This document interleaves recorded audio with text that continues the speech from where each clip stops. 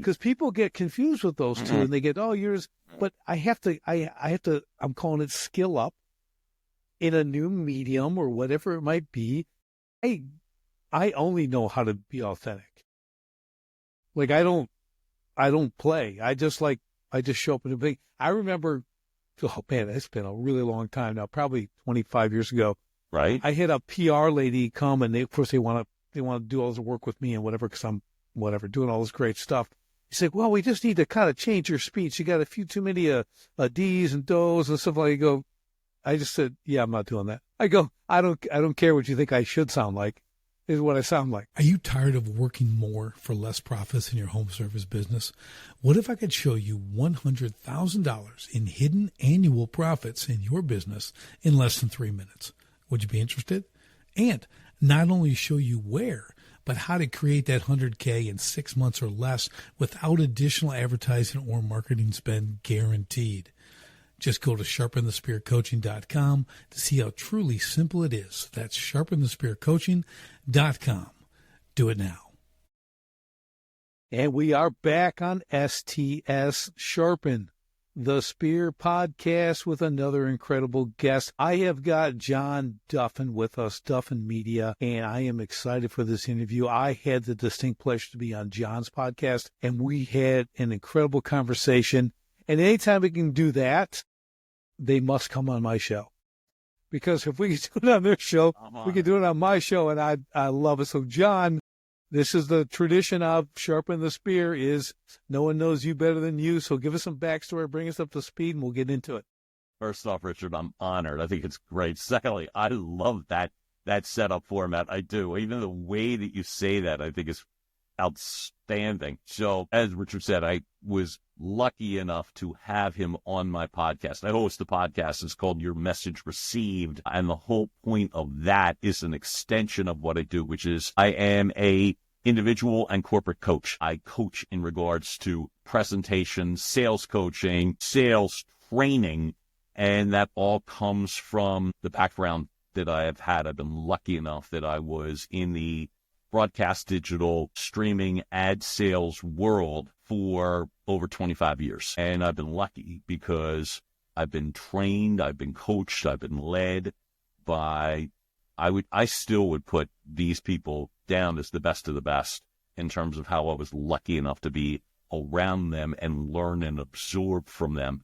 So I was in the field I was, and as I said, and the extension of what I am, that I was lucky enough to, in terms of the total amount of time, generate, and I did this pretty conservatively, over $150 million, whether it was me or the teams that I led in regards to delivering advertising sales revenue, predominantly on the television side. I do have some radio sales background as well, too, but the majority of that experience is sales and sales management. And so I was lucky to be able to do that. I've done it in a couple of different languages and cultures. My last 12 and a half years was with the Spanish language television network, which was a blast. So all of that led me, when that, in essence, ended, I launched a communications company. And so what I get to do, it started as a voiceover company, and it has morphed into this sense of helping people of any age. And it's not specifically ad sales by any means, which is being able to present, speak authentically. You know, sound true. That was the whole point. When I got to connect with Richard and he was nice enough to be on my show, the whole purpose and point that I get drawn to is when people speak authentically, whatever that is. But you just know. So I've created online courses. I speak in front of audiences, and I get to work with individuals. And yeah, I still get to do voice narration too, which is just fun for me, and create content as I did specifically in terms of helping people, organizations, which I did last year as well too. That is great. Yeah. And you got a great voice too. So the voiceover thing makes sense. Right back at you, brother. You know, yeah, well, I got the face for radio. That's what I got. So, but yeah, it's really great to hear. And that experience, you know what I love, John? One thing most importantly is 25 years in the business. So, you Right. know, TV primarily, doing a Yep. little radio, all that stuff. Yep. And then here's what a lot of people, I think, miss. I think they become something. They do it for 25 years, a long time. I did my first business for 20 years. Mhm. It became who I was. Right. Okay. And there's a very difficult time when you have to adapt. You have to move along for whatever reason. Sometimes it's strictly by choice. Other times, like me, it was an economic collapse, a bunch of stuff I did wrong. I lost everything, had to start over. So that's difficult for people when their identity's stuck in what they did for that period of time. And you've adapted very well. You've had a nice pivot, and you saw an opening, right? You saw a market, and that's what I love. And you kind of like jumped on it and started to bring that because obviously you're confident, you've got the skills, but you made them transferable. This is what I think. I think a lot of people don't get that aspect, that they think they're one-trick ponies. They don't understand, like, skills are skills. You can apply them a lot of different ways, right? Well, that's where I got lucky, like, and in the sense of skills are skills, right? That I didn't know that immediately. So I'm not going to give myself such incredible latitude. Oh, yeah, and then I just pivoted. I would love to tell you that was true. I can also share, I remember the first time because I felt like I had zero technical ability. Like it was so almost like a pompous way to say this. We had tech people that helped us. We would just hand them our phone. It would be like, well, it's not working. Well, what's the matter with it? I don't know. Here. And setting up the presentations when you were going to the client's office was such a science project. And it was awful. So I set up this business, and I know nothing. And I have no tech people, and I have nobody behind me but me. And so I could still remember the example of needing to change a cable. That would be, in essence, the one where John Duffin needs to change a cable, which was, I would say, a minimum of, it was during COVID. So you couldn't go in the store. You had to stand outside the store. So I'm going to say, I think it was 2 crying sessions. I think it was to nobody, right? And the sense of, I need you to come over to my house and install the cable, of which that was a hard pass by the people that I bought the cable from. And so it was me crawling around trying to figure out, how do you plug in a cable? And so I am promising you, what I ask of anybody is, if you are pivoting, shifting, give yourself to know these things ain't seamless. What I gave you was a very quick recap, And so that's what I'm saying is, like, folks, do know that those sorts of pivots, while very necessary, give yourself the grace to know that you might come up short 1 or 2, or in my case, a bunch of times. So, and then here we are. Yeah, I'm right with you, John. Mine was the same thing. I mean, all I knew is I didn't want to do what I did. Right. And I lost my home and my business and all this stuff. And then I'm moving. I got 6 kids. We're doing this whole thing. And it wasn't like, oh, I know what I'll do. It wasn't that at all. I'm like, I have no clue. I'm going to be a voiceover person and make $1 trillion, because that's how it goes. And so-and-so told me at Starbucks I have a nice voice, so obviously they know. And then you go and you go and you go and you take the steps and you do the work and you hire the coaches and blah, blah, and then it's not.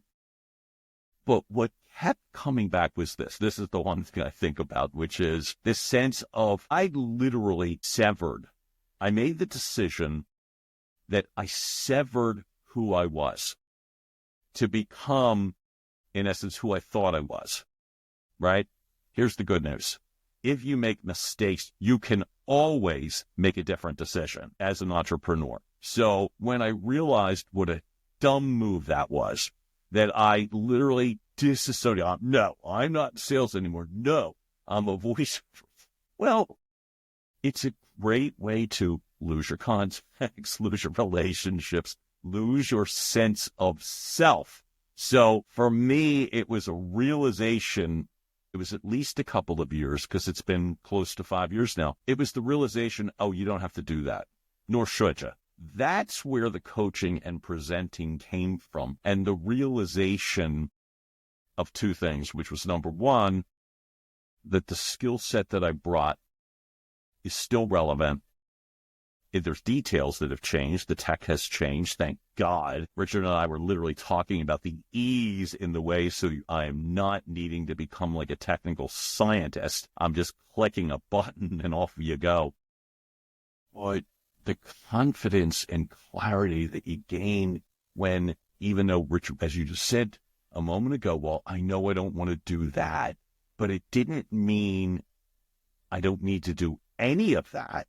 And when I realized that there was an absolute joy that I felt in regards to, I know how to do this. And what I need to do in this 2025 version is to make sure it's still technical and relevant and keep learning and putting myself into learning training so that I'm not coming off like I'm telling old war stories, and remember when we used to do this, or it's like, because nobody cares. So for me, it's bringing the best of what I knew in relation to what is currently and readily available.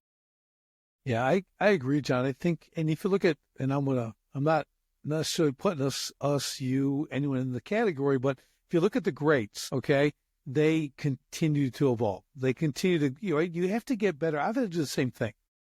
All this, if I look back now 15 years from when, 08, 09, when all that stuff happened, like what I've been able to do, and it was not overnight.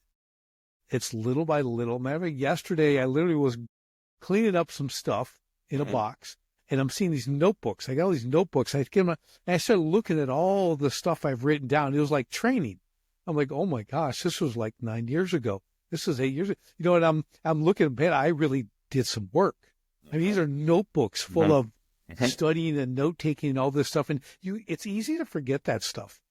You kind of, because we get rolling, right? And then you start to get some traction, you start going, you forget. And people say, well, I just kind of did. I didn't just kind of do it, but yeah, here I am. And I talk about this often with any business, really, but in today's age of social media and all that kind of stuff, people, highlight reels, basically, it's all people see. No one understands that 8-10 years. Every overnight success only took 10 years. Right. They don't get all the work that's involved. And I think the greatest saying I've heard was people want to be discovered, not developed. Okay. So, and I think that's what social media has done.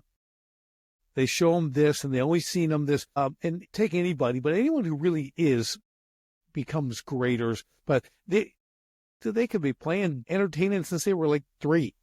You start to look at their life, they could be 15 and they think, oh, they just did it. No, the kid's been banging on drums and doing this stuff since he was 4. He's got 10 years in. No, or worse, getting ignored. And it's one of those things where I draw on, I love the notebook analogy, by the way, which is funny. So what I used to do, I haven't, was all of those notebooks that you refer to were lovingly stored in the trunk of my car. When it came time to switch cars, it would be like 14 notebooks from various years, calendars from, we'll just say, 2022, 2023, 2020. I might be inching that forward a hair, but I remember, and I kept downsizing the size of because I didn't like driving big cars. So I could remember I'd have to be making these decisions. All right, am I going to let go 1997 and 1998? Right. All right, there you go. I get it. And I think what I'm always drawn toward, whether it's someone I'm working with or someone I am listening to, is the ability to remember that I'm a big believer, because it took me a while, personally and professionally, to be truly authentic, who you are, not worry about what you think I am. I remember sharing that with you multiple times, the stuff that used to scare me. And that's a day-to-day reality, including current, present tense, which is the nuts and bolts stuff, the realization that it's like, I love the sense of, tell me again, just tell me the phrase you just used again, please. People want to be discovered, want to be discovered, not developed. Not developed, thank you. That was what I needed, right? Critical for myself, and I don't tell anybody what to do, but I would say for myself, it's critical to remember that. I'm telling you point blank, I was going through something really, really recently where I was just getting frustrated that something new that I've been attempting to do wasn't moving anywhere close to. And what you learn in life now, which is why it's so important in terms of resilience and authenticity, is most people are, if you're lucky, someone will help you go in the right direction. If you're lucky, someone would be nice enough to say, I don't see that for you. Here's why I don't see that for you. We're going to make a different decision, because most people don't. You're dealing with apathy and you're dealing with just dead air. So that's why I think it's really one of the things that I take on personally is I make certain that I go through the steps literally, because I wouldn't want someone else to think, like you said, it's like, oh yeah, there's another instant success story and I feel like a failure. Yeah. And I just wouldn't want that for someone else. Yeah, I think you're right. I mean, having gone through it, okay, when you've gone through it, that, I mean, that lends to your authenticity, right? And like you said, John, when you're trying to be something you're not, okay. Now there's a distinct difference here in the definition, right? So trying to be something you're not is different than trying to learn something new and apply it. Right. Because people get confused with those two, and they get, oh, yours. But I have to. I'm calling it skill up in a new medium or whatever it might be. I only know how to be authentic. Like I don't play. I just show up in a big. I remember, oh man, it's been a really long time now, probably 25 years ago. Right. I had a PR lady come, and of course they want to do all this work with me and whatever, because I'm doing all this great stuff. He said, well, we just need to kind of change your speech. You got a few too many D's and do's and stuff like that. I just said, yeah, I'm not doing that. I go, I don't care what you think I should sound like. This is what I sound like. This is what I sound. Okay. Changing the way I speak doesn't change my art. Okay. The sculptures are still going to be the sculptures. The water features are going to be the water features. So like, you're fired. Right. And oh my God, I remember people thinking I speak a certain way. I've been told by, and I don't mean this as a compliment. I mean more like, you sound too announcery. And I'm like, okay, I'm just talking, right? And my voice tends to also be on the louder side. So loud and announcery can come off in certain circles. And this is where I was really grateful for the feedback. Like you're telling somebody what to do. And as I would say to anyone, do you like to be told what to do? I have yet to hear a yes from anybody. So it's the way I speak. It has nothing to do with the way you should speak, and that's one of the things that I find that I'm really drawn. I don't mean this to sound so woo-woo, but I mean, I'm drawn to energy, and energy doesn't have a style of speaking. It's when I talk to people, when I work directly with people or host or guest on a podcast, or my gosh, just like somebody, that it is simply a matter of, well, that's true. That's true for them. And you just know that's what I'm always going for, which is, God almighty, don't try to sound like me. What would you?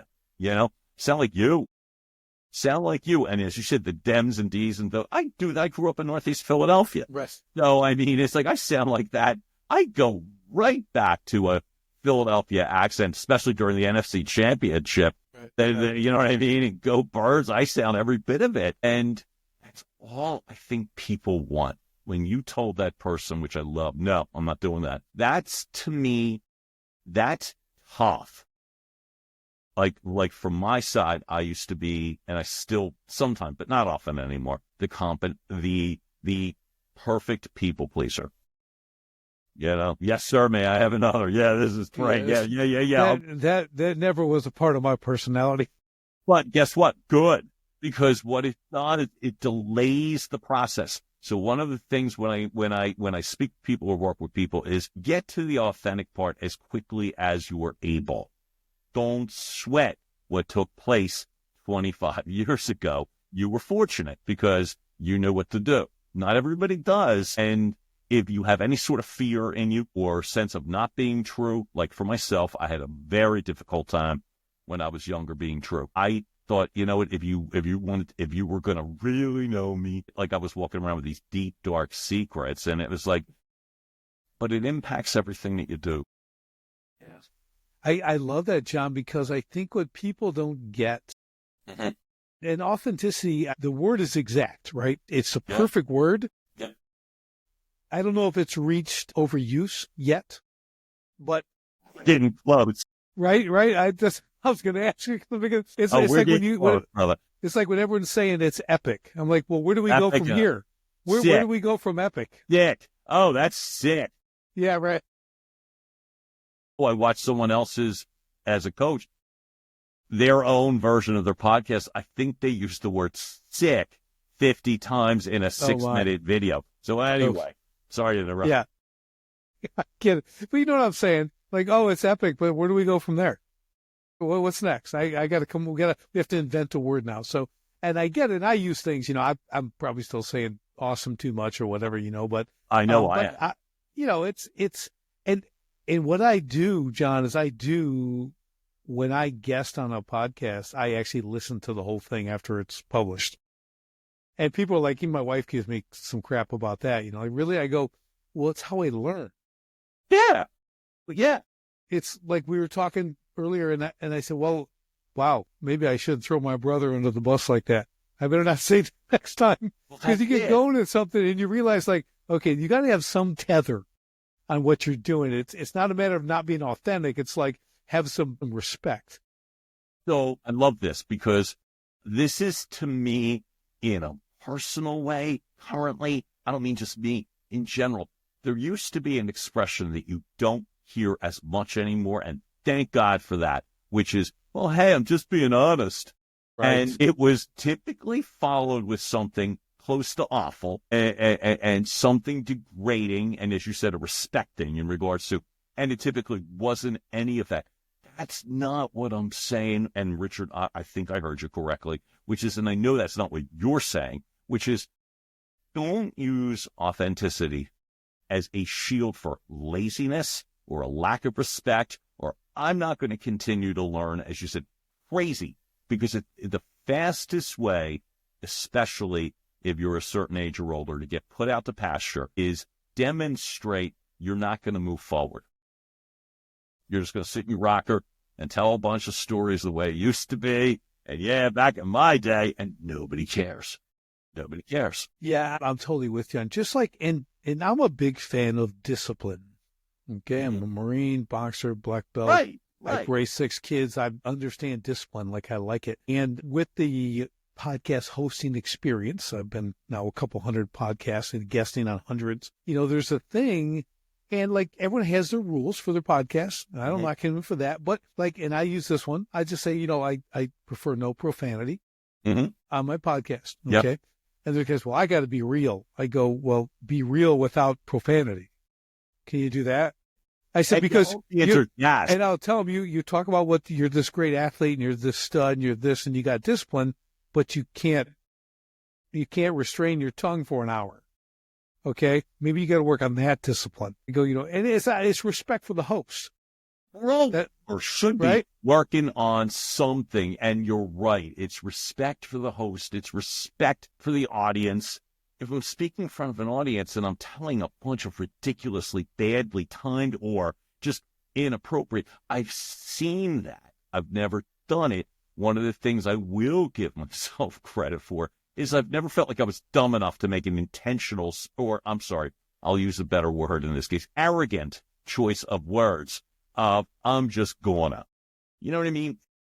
At this point, with the experience that I feel lucky and privileged to have received, it's an insult to all those copybooks, all those planners, all that stuff that you and I have held.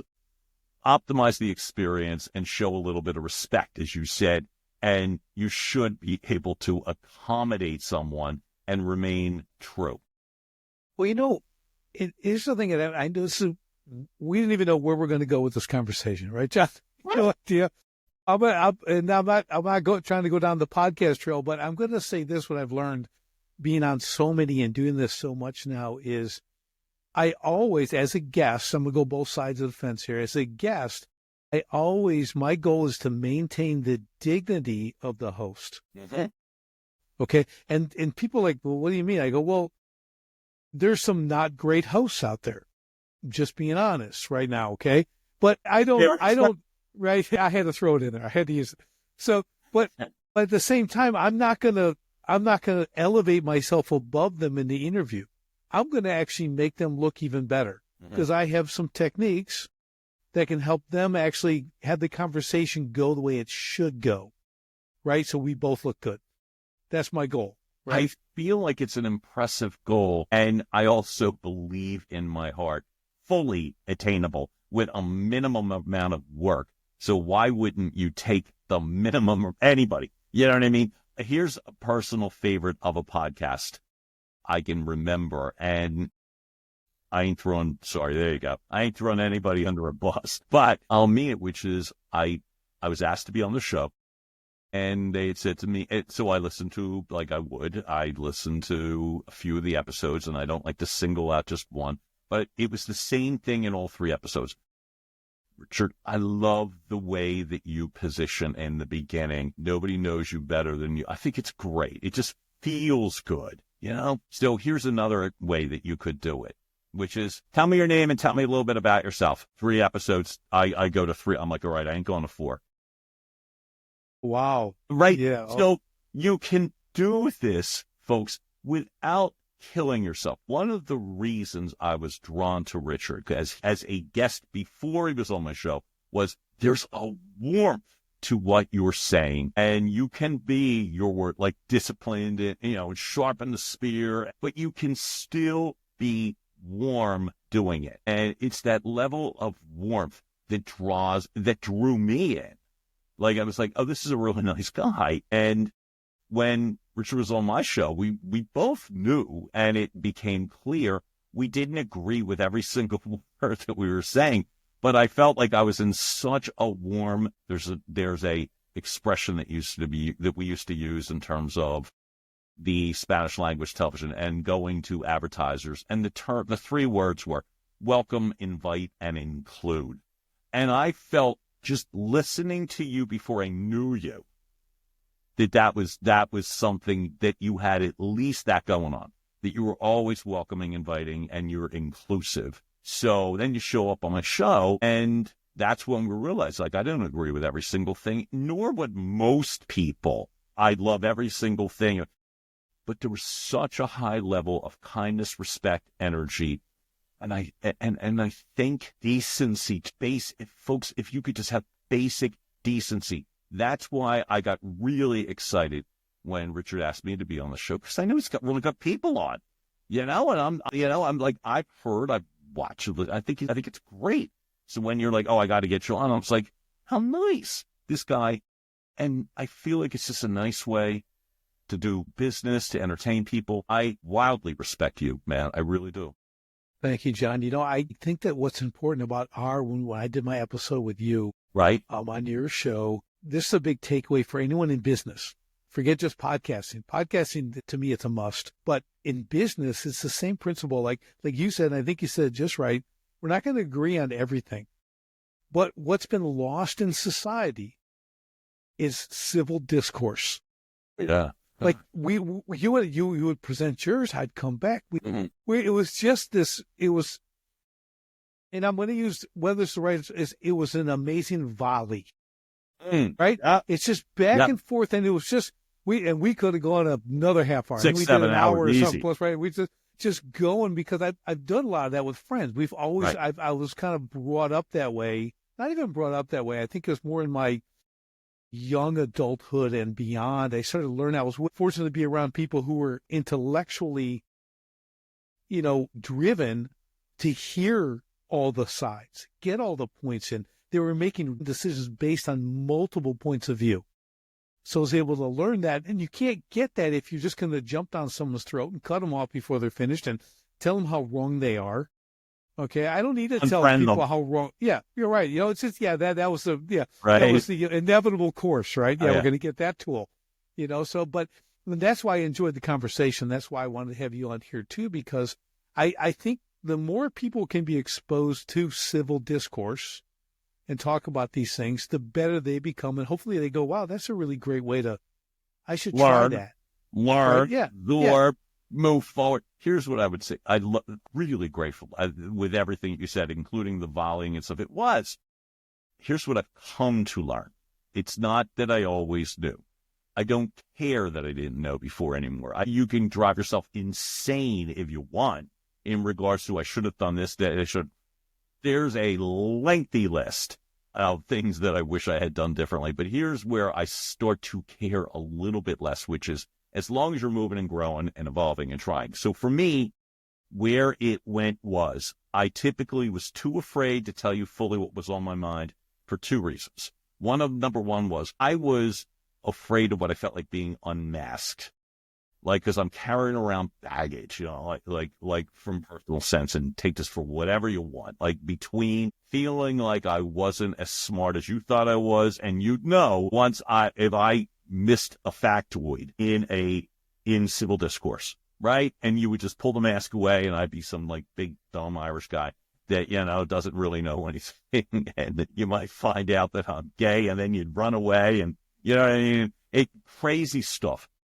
And then there was an evolution from that to what you described, cutting somebody off. And this is, I would say, the COVID social media, I'll show you. Because now I'm all tough and gutsy. So, and I got sucked into it. You know what solved it for me? Which is why when you said a few minutes ago why podcasting is so important. Here's one of the reasons I believe you're 1,000% correct, which is you get to actually see, feel, absorb somebody. If you are living in the same city, you would do what I was just about to say, which is just show up and talk to somebody. It's amazing how things melt away when the energy is right and you're just talking to somebody and you're not going in with the sense of I've got to win this argument or else. Okay, so I sounded dumb in that example. I don't mean that one, but what I mean is that it's like, okay, fine, whatever. I'm going to learn. I would have cost myself some of the best friendships that I have had over the last several years, but I would have really cost myself rather than just sucking up and saying, okay, fine, you're right. Okay, fine, you're right. All right, I don't want to talk about it. To the cutting people, unfriending. Right. To just sit and talk to them, and I get to benefit from it. And I'm thinking anyone who takes that approach would benefit from it too. Yeah, John, I think we just have this world now of keyboard warriors. Sure. And they're all beating their own chests behind a screen, thinking there's something. Right. And then it's like you said, well, how about we sit down and talk? Yeah, how about I show up? Let's see what happens when we're face to face. I don't mean in a threatening way. I'm like, you might go, but that discussion, like I said, I wouldn't have certain friends that I have because of just like you're saying, I wouldn't have people who have a different point of view because I'm not out to change their point of view. Okay. I mean, that's not my goal.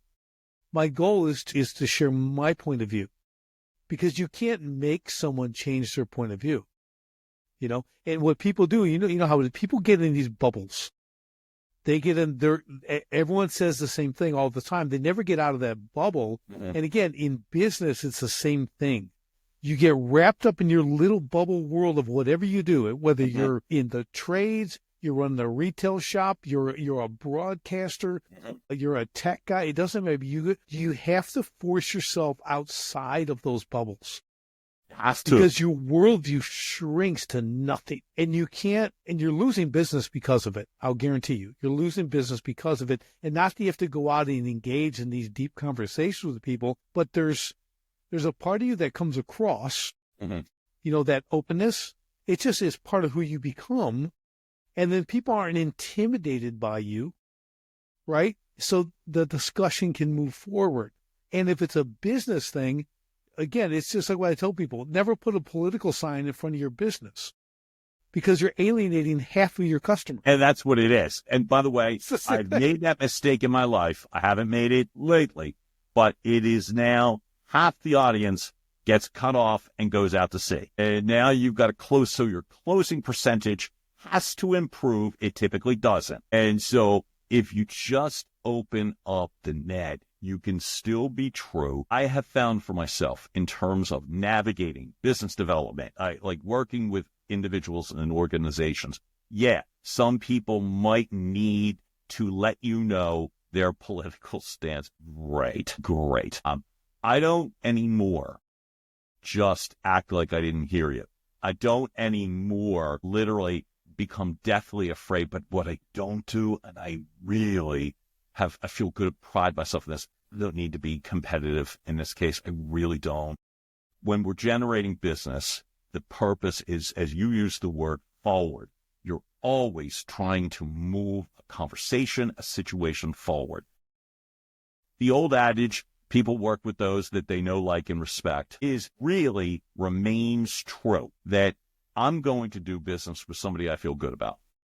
There's very few things that I need to purchase or coach people or buy or use that is so reliant on that individual. You know what I mean? That it's like, I got choices everywhere. Like whether it's the tech that we're using or the ability, like, all right, I'll speak to this group as opposed to that. It's like you always have choices, right? It's just the sense that, so why not give somebody just the common decency of respect for what you're trying to accomplish, right? And in doing business, you're trying to accomplish something. You're not trying to win a war. You're not trying to, like I said again, like bloody the other. You're not. And the easiest way to do that is to be authentic, understand that there's differences, don't go in afraid, always add value, always, every single conversation, and be ready.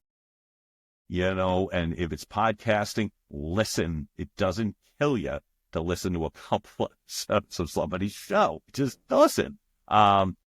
Speaking to a client or a group of clients, really know what the hell you're talking about. Ask a lot of questions and don't be afraid to be wrong. Yeah, it's so, again, from a business standpoint, just like you're saying, John, it's so critical that, if your focus is sales or if everything's relational, okay, that's Sure. the reality of the world. Everything is relational, okay?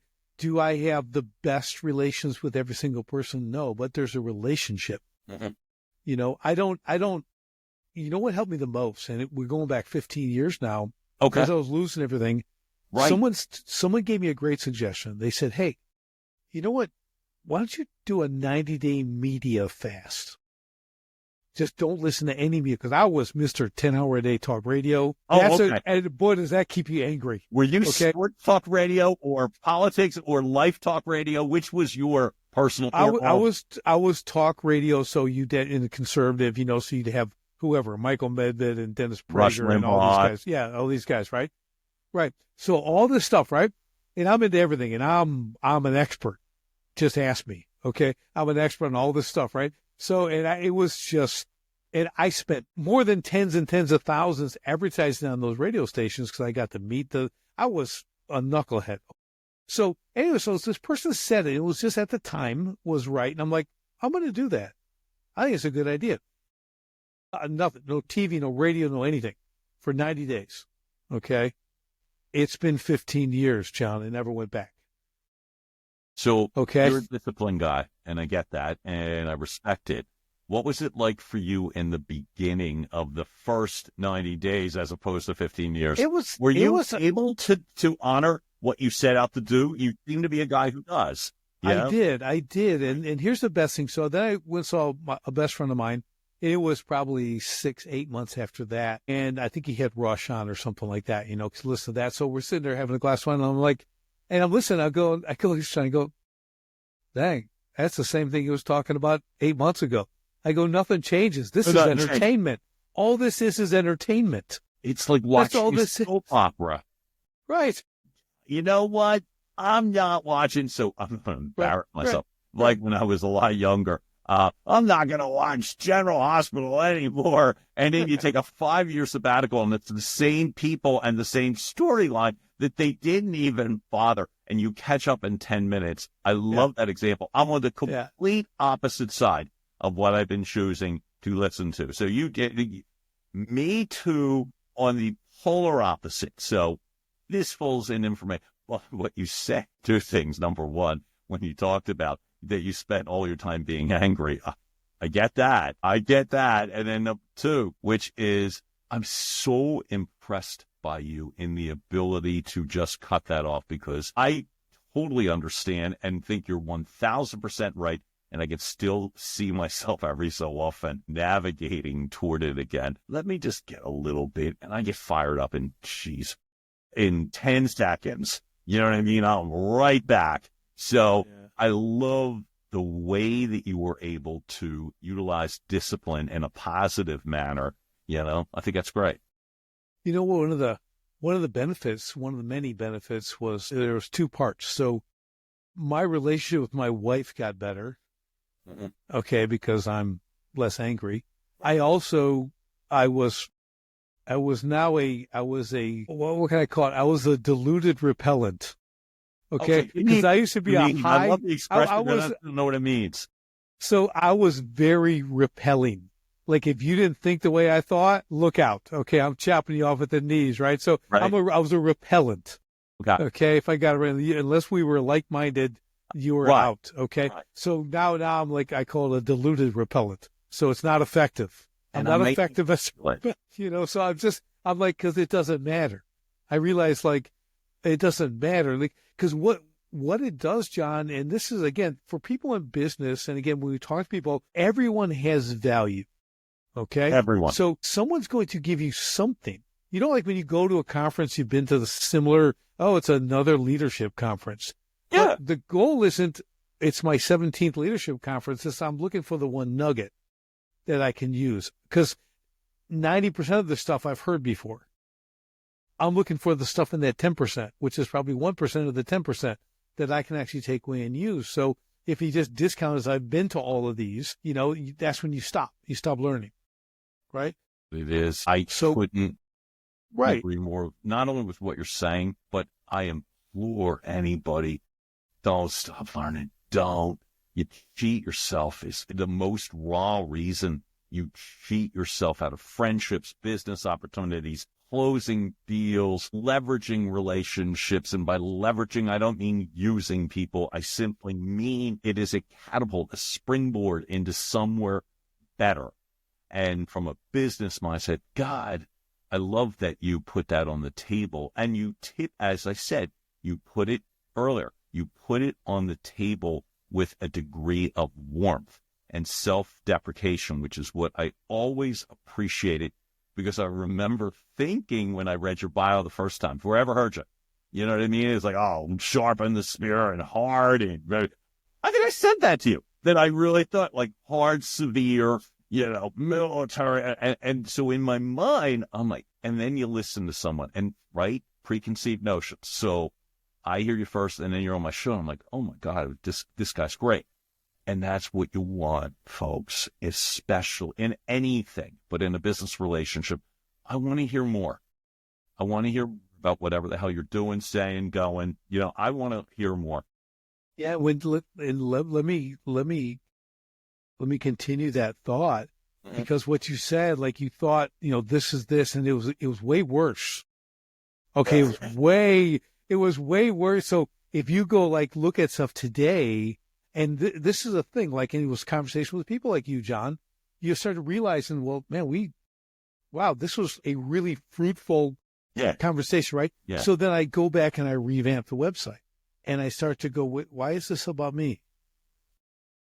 You know, this is about me. And I start changing everything. You know, now it's a completely different thing, and it's about help. And it's you know, with age comes wisdom. Okay, we've been in the game a long time, you and I, right? We've been in the game a long time. Absolutely. And we're now those guys. Okay, we're the guys with wisdom. We can bring some real light to a topic, right? Meaning that let me give you my 35 years of experience compared to your 3. Okay, just saying. Okay, like you might want to, you might get something from this, right? When I talk to my kids, you know, there's a saying we have in my house that I say often. When I tell them to do something or correct them to do something, they get upset. I go, it's okay, you can thank me later. And you might be 30, But I guarantee you, man, Dad was right. That was right there. Man, I was an idiot. I didn't listen to him, because we've all done that, right? So I just, Sure. that's my thing. You can thank me later. So But let me tell you, as time goes on, what I'm learning is you, not the kids, you have to earn the right still to communicate and impact somebody. That just because the numbers are working in your favor doesn't mean people are going to absorb what you have to say. When you say you can thank me later, well, you got a better chance of that when it's your kids. If it's a business colleague, right. someone, it's like, you may never get that thank you. You know what? That John Duffin, he was great. Yeah. Probably should have worked with him 17 years ago. Yeah. Out it comes. So that's why you have to, I keep saying I never tell anybody what to do, and then I say words like you have to. I would suggest strongly, remember, you got to earn the right because of the preconceived notion, and that sense of they look at somebody and think, no, I don't got time for that. You got to earn it, which is why you keep learning, which is why you're coming prepared, you're showing up and not coming off like some. Well, let me ask you this, John, because this is really interesting. So something I've been doing a lot lately with my clients that has just kind of evolved into how I'm helping them is I have to constantly remind them to look at it from the customer standpoint. I say I go to their websites. I go, these are all about you. Mm-hmm. There's nothing here for your customer. Listen, you're not talking about their pain. Mm-hmm. Okay, what are the hot buttons? It's all about you. I go, and let's go to someone else in your industry. Oh, look, they're all about them and themselves, and you're all the same. And I try to tell them, I say, well, you know what it means when you're all the same? You only have one thing to compete on, and that's price. So it's a race to the bottom. Fast. When I tell them that, John, here's the beauty. They just kind of look at me, and the light bulb goes off. To like, oh my God, I go, same thing happened to me. It was all about this. You don't understand, but everything changes. Right. But you have to get on the other side. When you do your logo and you're going to put some on your van, I said, it looks great to you. I said, but I don't even know what it says. You did it like in some weird cursive or something, like I don't even know what it is. I don't know who you are, what you do, how to get a hold of you.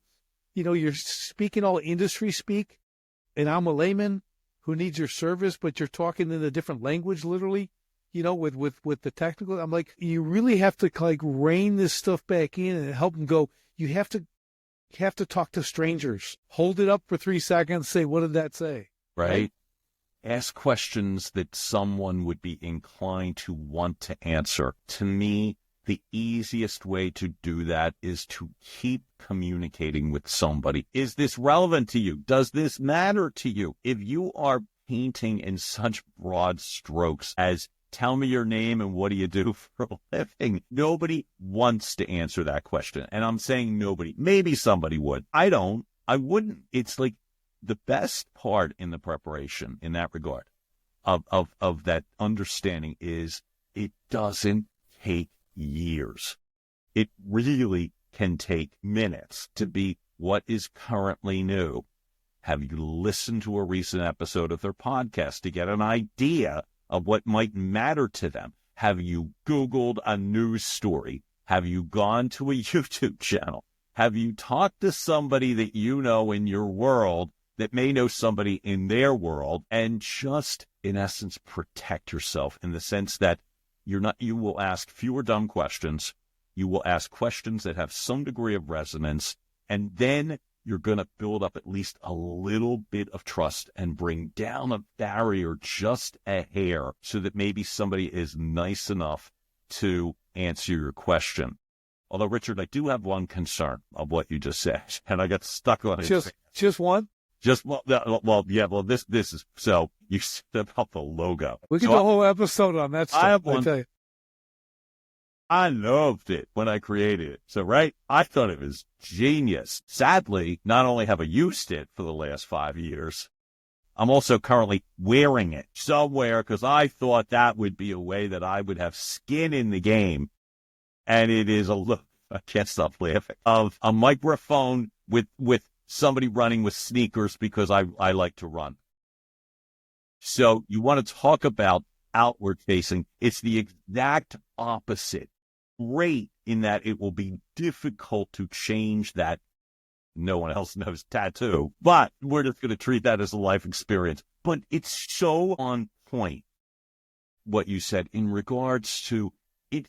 You do not need to slam in people's faces what you do, why I'm great, what I've done. Really, they don't care. But if something is feeling uncomfortable to them without making them, you know what I mean? If something's feeling uncomfortable, something's feeling not right, something is, I'm feeling like I'm falling behind. And so can you help me? It's the easiest path. And that's where it's like just first off, doing the prep, talking to people, listening, not being so fixated, not needing to worry how, my brand colors of my logo are, because I like red. Right. Thank you for teaching me, man. I appreciate that. Well, it's the big takeaway I just took from that last little bit there is the listening part. Okay. I was a terrible listener. I'll just put it out. I'll use the T word, terrible. Okay. Not really good at listening. Because why? Right. I'm right. You're not. Let me tell you why you're not. Talk radio, all that stuff. So back in the earlier days, right, I just wasn't a listener.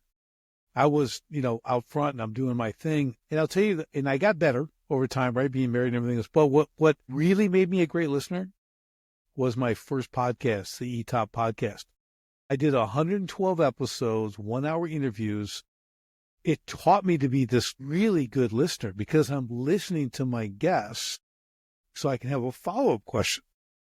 We just would go and I'm like, wow, this really works when you listen to people. So it was this realization like, wow, that's actually like a skill. That's actually a skill that I have ignored for 50 years. You know what I mean? So that's why I like you saying it, because the listening, and a friend of mine decades ago told me, listening is a silent form of flattery. Right? And I said, you're right, because people want to be heard. No one cares what I think, and just being straight up honest. But boy, they care if I care what they think. What's the saying? They don't care how much you know till you know how much you care. It's beautiful and 1,000% on point. Sometimes it's a simple acknowledgement that you've been heard. You don't have to look. In any day and age, let alone current day and age, that there's probably people in your world that are going through something. Business, clients, what have you. You know what I mean? Everybody is. So everybody's got something going on or some baggage that they've got in their mind that's tough, right? And I think the biggest sense of relief that comes is no one really, or very few people really, business leaders, are expecting you to fully solve their problem. So it's asking a lot to dump something on somebody, something big and heavy and rough, and then it's like, okay, now fix it. But if you simply first acknowledge it, that sense of the beauty of listening, acknowledge somebody, what they said, and then it's like, can I help you here? Here's a resource that I have. Here's a solution that I have. The reason I think this makes sense is not because I like red and black logos, because I like them. You know what I mean? Hey, when you said, it's the most basic.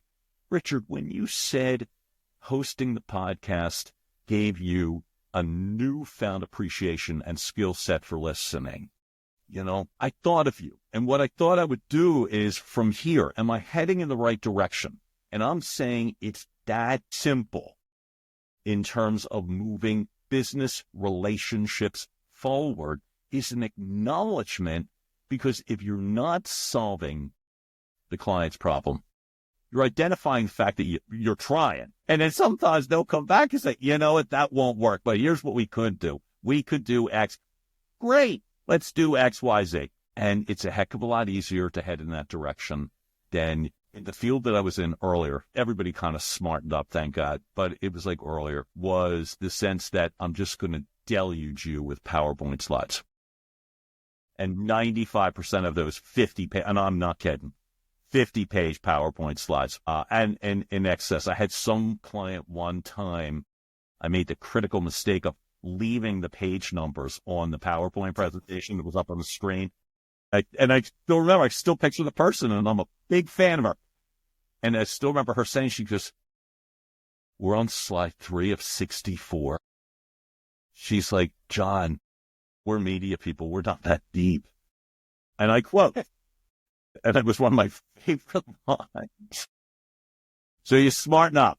And all of it has to do with when you told me, I decided. And again, it goes back to the simple thing of earn the respect, regardless of how much experience you've got or that you think you're all that. Earn the respect that somebody would answer a couple of questions and not have their guard completely up, you know? Yeah. And when you give them that grace and they answer a couple of questions where they don't have their guard up, and then you come back and say, I heard you. Great, I heard you, and I appreciate that. This is where I wanted to go based on what you said. Am I heading in the right direction? I'm telling you, that's how business, to me, it's not every sale, but a lot of business moves forward way faster when you grace somebody with the idea of really listening and caring. And I think what it is, John, for me is you talk about solving problems, okay? Mm-hmm. So I'm not trying to change someone's personality. So regardless of what it is, what is the problem that my business can solve? Yeah. Okay. That's the transaction / relationship that we're going for, right? And if I'm that problem solver, okay, and I handle that aspect, their problem, we've worked together. It's great, right? Yep. I've done what I did. I don't, and they go on being who they are, and I go on being who I am, but my business has served someone. I'm not limiting my capacity to serve because I'm worried about someone's personality. I'm focused on the problem, right? Like what, I solve problems. That's what I do, and I let people know that, again, know how we speak to them and everything else. So it's regardless of what you're listening to on talk radio or, know what I mean? Or me, when I need to let you know that I find this highly offensive. Right. It's just, you just let that, it's water off the duck's back. Right. You got to just roll with that. Like, just stay laser focused on the vision of your company, the mission for you to solve people's problems, right? And give them those solutions that you're able to do. And there's people you can't. I don't do that. And so, you have a problem I don't do. So you got to, but I know someone. I know a guy. And then they still solve my problem because they referred me to somebody that was decent, right? Exactly. And it works. So I trust Richard. And the sense of the problem solving, I always just suggest is that ability to build leverage, move a relationship forward. You'll get to real problems. You won't get to those I want more sales. Okay, well, who does? Thanks for sharing. I've waited my whole life for someone like you to be so transparent. Someone needs more sales. Wow, I finally hit the jackpot. Right. Go. So yeah. So true, John. Wow, this is so. I mean, I love this because it actually goes with, your podcast, your message received, right? That title, because that's another thing, right? But I think, and I always look for, one thing I look for a lot is congruency. When you're talking with someone, you know how a conversation can go, and you're like, wow, you've got a very wide map you're jumping all over. Nothing connects. Nothing connects you. You're kind of saying what you think people want to hear. We talked about that earlier. But I think, and I want you to talk about this real quick as we wrap up here, that your message received, you talked about, the authenticity aspect on that. I think having people receive your message, and we talked about this with the wrong stuff on the truck or the logo or whatever, give us a quick, I don't want to say, how does that look? I mean, because that's your purpose, right?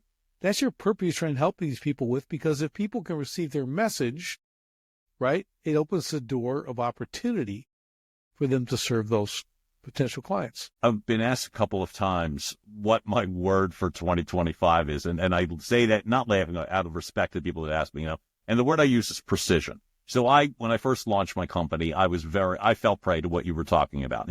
Oh, he's voiceover, he's real estate, he's this, he's that, and there's zero, to use your word, congruency. So the purpose and point, why I named it very briefly, your message received, is the word I leave out intentionally is your intended message. See, to me, the job in business life is that someone hears you properly, not because you articulate words a certain way or you have a certain whatever. It's, what are you really trying to say?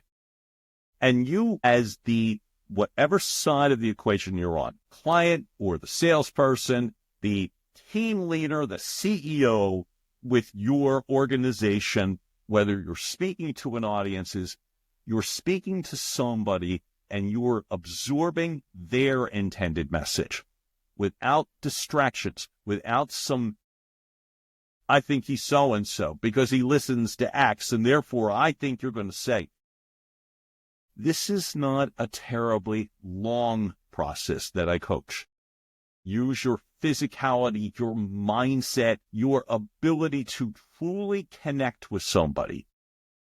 And the 4 pillars and then your ability to utilize text so there's not a distraction, so that I can focus on you. It's not just that I can, it's that I want to. And so by leading by example, client focus, customer focus, what is it that they want, need? What are they trying to say? You're saving time. That's all. I want to hear your intended message because I want this to be about efficiency and congruency. If I'm solving the wrong problems because I decided to check out when you were saying something because it's a lot less congruency and a lot less efficiency, right? So this is all about getting to where you want to be faster without the distractions of, oh, you didn't want that? I thought you're trying to, in a perfect world, have zero distractions. And anything I can do to help minimize. That's the thing is, I want to get to where you want to be fast. And it is my job not to shove something down your throat. It is my job to help people get what they want faster, both sides, because this is all about resolution. And if I'm hearing you properly, and Richard, the grace that you just gave me in regards to using the words like congruency and getting there and efficient, and I said efficiency afterwards, that it's just a case where it's like you come to a quicker, better, more complete understanding. And when I say getting your message received, that's what I'm saying is getting your intended message received without distractions so that you can come to a common understanding that you are moving relationships forward so that your results are optimized. Hence, optimize your communications. And that's the whole purpose and point. I love it. I love it. I mean, as entrepreneurs, speed is a element that we try to have, speed and efficiency, right? And with quality and high value. So, there's your 4 pillars. There's 4 new pillars. But, that kind of stuff is really, really important. I love that that's your focus, John, because there's people who they have a very long time to achieve things. They tend to take, a lot of times in my view, way longer than they should. I've done it in my life. You're right. So we all know. And I'm that guy who can come and go, we can do it in half the time. Watch this, then I can help twice as many people. I'm not doing it to get done. I can help more people if I can get this done quicker. So let's do it right. And let's get you out there. Like you said, when you dial in the message and you really understand what you're trying to convey and is it effectively received by them, what I mean? Not by you. By the client. Exactly. Right. So I love it, man. John, this is we expected nothing less than an awesome conversation. And it's lived up to the hype. So it's good. I love it. Wow. We made it. Who knew? Right. But this has been fantastic. You've brought so much to the table today. And I really love it because it was like, hey, business. Communication covers every part of your life. Every waking moment, there's communication. Whether you're talking to your dog, your kids, your wife, the business, a partner, whatever it is. This is a huge part of it, and it's what you do, right? Like understanding this. I think this is a skill set that's always, you're continually polishing this skill set. Mm-hmm. I know I do it in podcasting, guesting, and hosting. Same thing, communicating with clients. Sharpening the spear, you might say? Sharpening the spear. I like that. I'm going to use that. Honing entrepreneur warriors on the battlefield of business. Right, I got to throw that in there. Wow, that's really good. That's it. But yes, I want people to take away. How can they get in touch with you? How can they follow you? Kind of see what you're doing. I know you're on a lot of social media and stuff because you're a communicator. You try, right? You try. Right. So the number one way is talk about an outward-facing company name. So the company is Duffin Media. Brilliant, right? All about that. It's easy. But it's nice with the logo. But, we all evolve. So duffinmedia.com, we make it easy in that sense because everything is there. My social media links, the ability to see some of the options that I work with from a coaching perspective, I would offer to anyone. There's an incentive always. Like if you like what you've heard, I offer to anyone that's been listening to us a free coaching discovery hour. And you can jd@duffinmedia.com, which is literally on the website in terms of getting to me. If you literally use the word community, my intention is to build a community of people that are headed in this direction. Because again, why not make things a little bit more efficient? Why not help somebody and be blown away how that's ultimately how it helps you. So my email address, jd@duffinmedia.com. You want to make it even easier, duffinmedia.com. Pretty much everything is on the website. And so including the podcast episodes that I host. And so I'm really grateful, man. I think you're such good people, Richard. And there's an ease that you allow me to feel at ease. I just think it would be great if there was more people like you, man. So thank you so, so much. Thank you, John. It's been great having you. Feelings mutual. I was looking forward to this interview, and you did not disappoint, as I knew you wouldn't. Thank you. So thank you for just spending all this time with us today. This is outstanding. Again, people, look up duffinmedia.com. Take a look. Everything will be in the show notes. You can go there and connect with John here. But it's, again, another awesome episode, and we will see everyone on the next Sharpen the Spear podcast. And don't forget, revenue feeds the ego, profit feeds the family. So if you want to see how I can show you at least $100,000 in hidden annual profits in less than 3 minutes, and not only show you where, but how to create that $100K in 6 months or less without additional advertising or marketing spend, guaranteed, just go to sharpenthespearcoaching.com. See how truly simple it is. That's sharpenthespearcoaching.com. Do it now.